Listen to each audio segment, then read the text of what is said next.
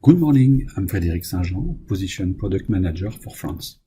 Today, I will show an assembly application with the new profiler OPD 101 with 2 ROI.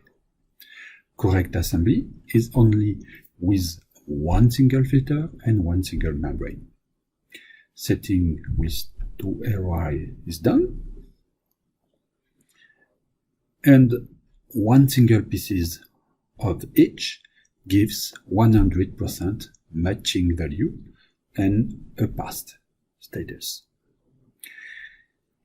In case of 2 membranes, the matching value is 92% and of course failed status.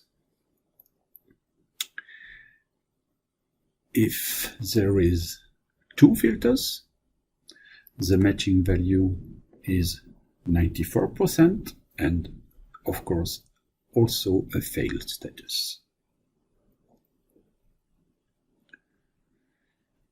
If there is no membrane, in that case the matching value is 70% and status is also failed.